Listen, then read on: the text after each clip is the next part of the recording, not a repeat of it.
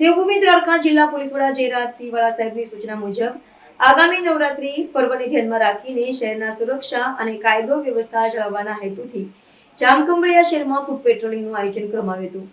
ફૂટ પેટ્રોલિંગમાં DYSP, PI, PSI સહિતના police staff જોડાયા હતા અને શહેરના મુખ્ય માર્ગો પર ફરીને પરિસ્થિતિનો તાગ મેળવ્યો હતો। તહેવારોના સમયગાળા દરમિયાન નાગરિકોમાં સુરક્ષાની ભાવના મજબૂત બનાવવાનો અને કોઈ પણ અનિચ્છનીય ઘટનાને અટકાવવાનો છે। પોલીસ દ્વારા જાહેર કરાયેલા નિવેદન મુજબ તહેવારો શાંતિપૂર્ણ માહોલમાં ઉજવાય તે સુનિશ્ચિત કરવા માટે પોલીસ સતત કાર્યરત રહેશે।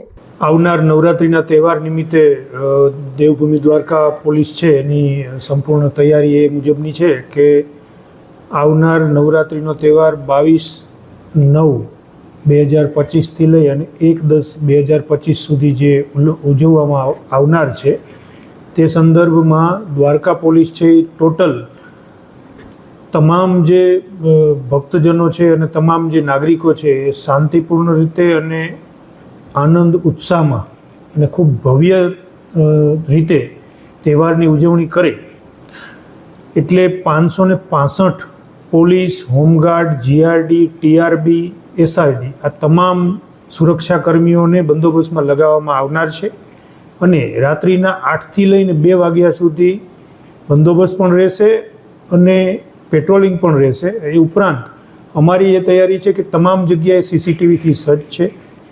પોલીસનું ડ્રોન પણ એમાં મદદ કરવાનું છે। એ ઉપરાંત ઘોડેસવાર પોલીસ પણ અમે ખંભાળિયામાં રાખવાના છીએ પેટ્રોલિંગ માટે।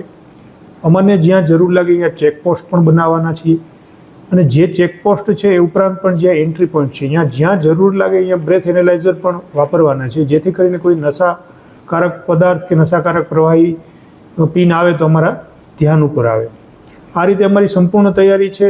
દ્વારકા જિલ્લાના તમામ પોલીસ કર્મચારી અને અધિકારીઓ 8થી રાત્રિના 2 વાગ્યા સુધી રાઉન્ડ ધ ક્લોક પેટ્રોલિંગમાં પણ રહેવાના છે અને તમામ અમે એવું ઈચ્છીએ છીએ કે તમામ જે ગરબા છે મોટા ગરબા અને નાના ગરબા એ તમામ જગ્યાએ પેટ્રોલિંગ અને પોઈન્ટો ગોઠવી શકાય એ મુજબનું અમારું આયોજન છે જેથી કરીને કોઈ પણ પ્રકારનો અનિચ્છનીય બનાવ ન બને અને શાંતિપૂર્ણ માહોલમાં નગરજનો અને લોકો સારી રીતે નવરાત્રિની ઉજવણી કરી શકે। કોમ્બિંગ વિશે શું કહેશો? અમે ફૂટ પેટ્રોલિંગ કાલ રાત્રે જામખંભાળિયામાં કરેલ છે। અમે આજ અને કાલ ભાણવડ અને દ્વારકામાં પણ આયોજન કરવાના છીએ। એ ઉપરાંત પણ અસામાજિક તત્વો છે જે એની યાદી અમારી પાસે છે એને અમે રાઉન્ડ અપ કરવાના છીએ, ચેક પણ કરવાના છીએ।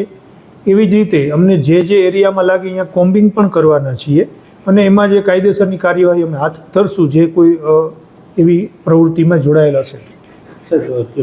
મહિલાઓ છે જે શાંતિપૂર્ણ રીતે નવરાત્રિ છે રમી શકે તેને લઈ અને સીટીનું શું આયોજન?